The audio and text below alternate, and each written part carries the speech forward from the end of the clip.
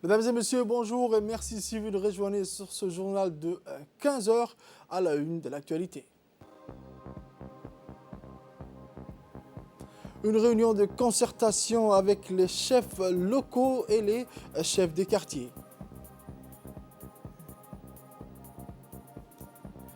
Actualité internationale au Japon, les Jeux paralympiques démarrent aujourd'hui.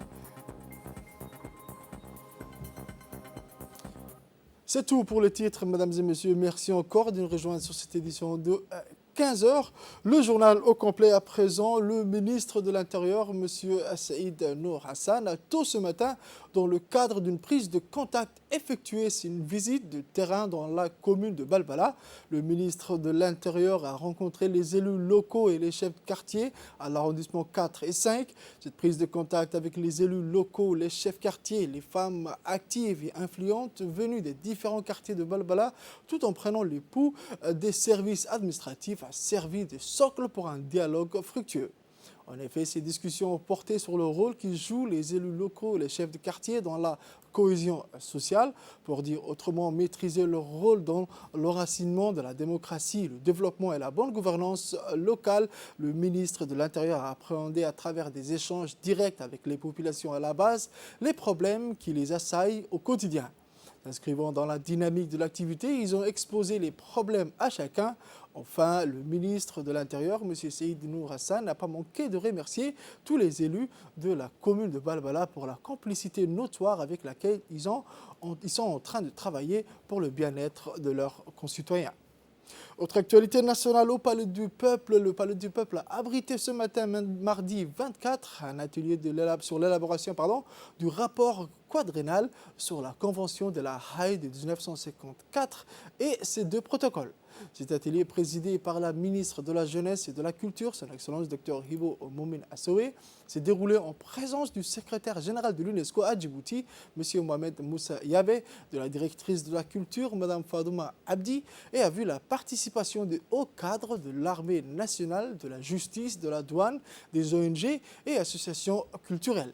La directrice de la culture et le secrétaire général de l'UNESCO se sont relayés au micro pour soulever tout d'abord l'importance de cet atelier ainsi que le raffermissement de la relation entre les deux institutions, mais aussi l'impact désastreux de la guerre sur le patrimoine culturel. Enfin, elle a renouvelé sa confiance en participant pour leurs compétences et savoir-faire et a déclaré ouvert l'atelier. Les experts du ministère de la Jeunesse et de la Culture, à savoir M. Mohamed Hussein Touali, M. Ousmane Bouh et M. Idriss Moussa, ont exposé aux participants les options de prévention visant la sauvegarde des biens culturels en cas de conflit, ainsi que le chantier colossal qui attend le comité. Après un échange et débat, l'atelier a été clôturé par la directrice de la culture. Toujours dans l'actualité nationale, la ministre, quant à elle, après avoir rappelé les tenants et aboutissants de la Convention et de cet atelier, a mis l'accent sur l'impératif de préparer les outils de prévention et de former en ce sens un organe consultatif pour la mise en œuvre de la Convention. De cette activité s'inscrit dans le cadre du respect par la République de Djibouti de ses engagements en matière de droit international humanitaire et plus spécifiquement de protection des biens culturels. En cas de guerre et des conflits, la culture est placée en première ligne, tant pour les dommages collatéraux que comme cible directe. En effet, il y a des destructions intentionnelles, suivies par de pillages de biens culturels constituant de facto de menaces pour la paix et la sécurité. Vous n'êtes pas sans ignorer que depuis ces dernières années, nous assistons désespérément à des destructions délibérées de biens culturels qui semblent avoir pour objectif de faire disparaître de traces civilisationnelles, causant la perte identitaire culturelle des communautés, entraînant du coup le déplacement des populations entières. Donc je parle de la région et des pays bien sûr qui nous entourent. D'ailleurs, c'est un coup aussi pour Djibouti puisque nous sommes un pays d'accueil aussi et de protection. Depuis des milliers de biens culturels ont été détruits, saccagés et pillés lors de différentes guerres qui accaparent les masses médias et engendrent de millions de réfugiés et apatrides. Nous sommes conscients de cette menace permanente car nous accueillons les victimes très souvent de ce désastre humain et culturel et par solidarité très souvent aussi je dirais par culture. Nous supportons leur fardeau. Aussi, il nous incombe l'obligation de nous prémunir contre ces fléaux qui hantent notre avenir paisible et notre cher développement national. C'est aussi urgent qu'indispensable de préparer les outils de prévention nécessaires en période de paix pour consolider notre cohésion nationale et préparer notre jeunesse, surtout à transmettre aussi cet héritage de préservation de notre culture. Notre armée nationale, dans toutes ses composantes, que nous remercions infiniment, pour la défense de la patrie et de la sécurité nationale, la justice et l'administration publique figurent au premier plan des entités qui devront s'approprier de cet instrument juridique qu'est la Convention de 1954 et de ses deux protocoles. À présent, des réactions recueillies auprès des participants. Cet atelier a été vraiment très instructif au niveau des droits, de la protection des biens matériels, mobiliers et immobiliers. C'est un atelier très intéressant et en tant qu'association, nous ferons tout notre possible pour vulgariser, pour diffuser, notamment à travers les masses médias, les acquis qu'on a pu avoir lors de cet atelier qui, je le souligne encore, a été très intéressant et très formateur pour nous, mais aussi pour les autres participants, en particulier les membres des forces armées. Le général des corps armés, général Zakaria Cheikh Ibrahim, chef d'état-major général des armées, a reçu au camp Cheikh Ousmane, CCO, ce matin à 7h pile, Madame la ministre de la Jeunesse et de la Culture, Dr Hibo Moumine Assoui. Cette visite de courtoisie s'inscrit dans le cadre de sa prise de contact avec la haute hiérarchie militaire. Cette prise de contact s'effectue dans l'objectif de tracer les perspectives à venir dans le cadre de la politique de partenariat qui mettra aux prises l'action de ce ministère avec l'organe militaire. Aussi, la visite de Madame la ministre participe à un nouvel élan renforçant la contribution de l'armée djiboutienne dans la politique de développement social du point de vue de l'émancipation de la jeunesse et de la culture djiboutienne. Cet événement atteste la bonne volonté du haut commandement militaire à porter un intérêt particulier, en premier lieu au développement du pays, lancé par son Excellence le Président de la République, chef du gouvernement et chef suprême des armées, en vue de garantir un partenariat consistant et durable avec les différentes instances ministérielles.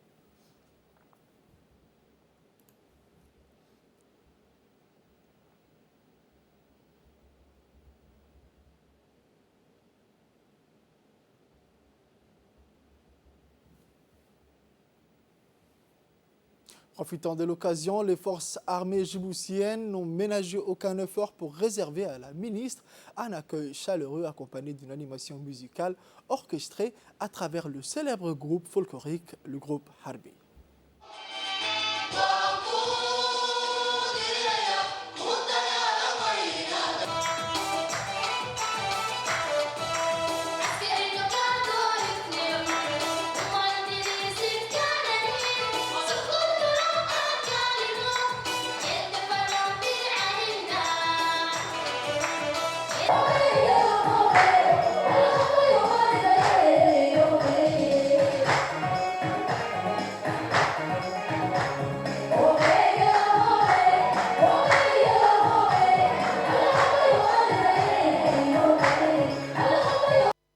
Sport à présent, sous l'égide du secrétariat d'État chargé des sports, ADEL a organisé hier la finale du tournoi de football d'été, démarré dans le mois de juillet avec une quinzaine d'équipes. L'apothéose du tournoi communal doté du trophée de la cohésion et l'unité s'est jouée dans un stade Goulet plein à craquer. À travers ce tournoi, les organisateurs visaient à renforcer les liens du vivre ensemble et de l'unité entre les populations.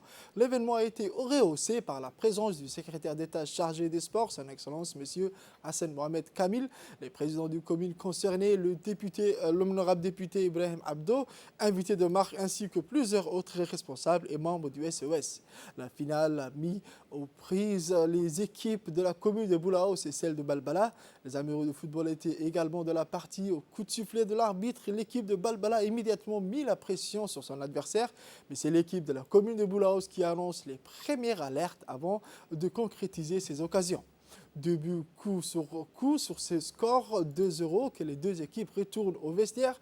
À la reprise, c'est Belbala qui se montre dangereux, multiplie les contres avant de se voir revenir dans le match 2-2. Un scénario digne du final de la Ligue des Champions après 70 minutes de jeu. Les deux équipes étaient à égalité. C'est lors de la séance des tirs au but que Belbala s'impose 5-2 à l'issue du match. Les vainqueurs et vaincus ainsi que tous ceux qui se sont distingués au tournoi ont été appelés sur le podium pour recevoir les récompenses et trophées des officiels.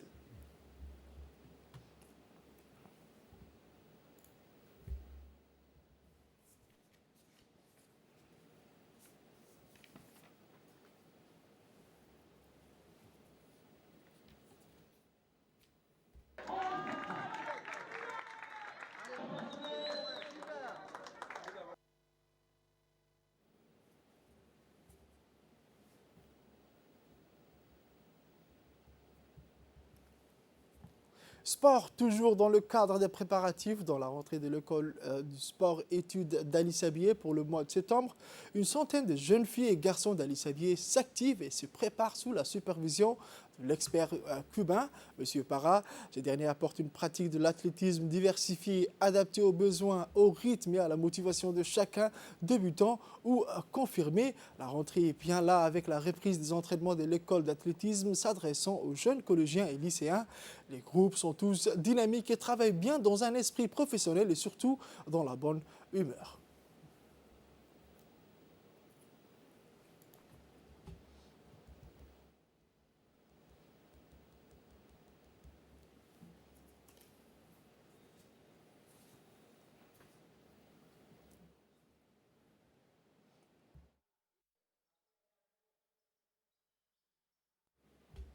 Direction le nord à présent, après la réhabilitation d'un puits à Obok, l'association Belgique-Djibouti ABED fait le cap vers la région d'Arta pour réaliser un nouveau projet similaire.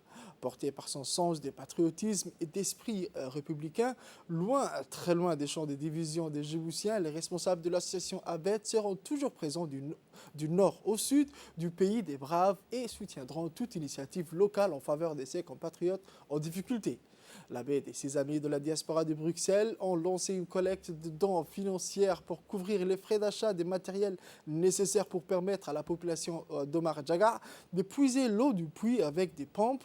Le puits d'Omar Djaga est enfin opérationnel. Ce projet a reçu l'appui du ministre de l'Énergie qui a octroyé les panneaux solaires et a mis à disposition ses collaborateurs pour la bonne réalisation du projet. Les responsables, les sages de Omar Djaga de la localité ainsi que les représentants de l'association ABED étaient présents à la cérémonie de clôture. Le puits va permettre à la population locale de s'approvisionner en eau avec moins de difficultés et abreuver leur bétail dans cette période de forte sécheresse. Par ce projet patriotique, les responsables de l'ABED et ses amis de la diaspora démontrent le sérieux de leur engagement patriotique au profit de ses compatriotes dans le besoin. Les responsables de l'association ABED remercient le ministre de l'Énergie pour l'apport en matériel, les donateurs de la diaspora djiboutienne en Belgique et autres, ainsi que les représentants de l'ABED à Djibouti. Actualité internationale à présent, en visite à Budapest, le directeur général de l'OMS a réitéré son appel à un moratoire sur les doses de vaccins contre le Covid-19. Pour Tedros Adhanom Ghebreyesus, la priorité n'est pas d'administrer une troisième dose, mais d'augmenter la couverture vaccinale des pays pauvres. Le virus aura la possibilité de circuler dans les pays à faible couverture vaccinale et le variant Delta pourrait évoluer davantage et être encore plus virulent. Des variants plus puissants pourraient aussi émerger. C'est pourquoi, au lieu de passer dès maintenant aux doses de rappel, il serait préférable de partager ces doses avec d'autres pays afin que ces derniers puissent augmenter leur couverture vaccinale. La Hongrie a fait un don de plus de 1,5 million de doses de vaccins, a souligné le ministre hongrois des Affaires étrangères, M. Peter. Nous serons ouverts à ce type d'aide à l'avenir également, tant que cela ne mettra pas en danger le succès du programme de vaccination hongrois. Répondant aux questions de Euronews, le directeur général de l'OMS s'est dit toutefois globalement déçu par la générosité des pays riches en matière de vaccins et par la très faible répartition des doses. À ce stade, 4,8 milliards de doses ont été livrées dans le monde, dont 115% dans seulement 10 pays.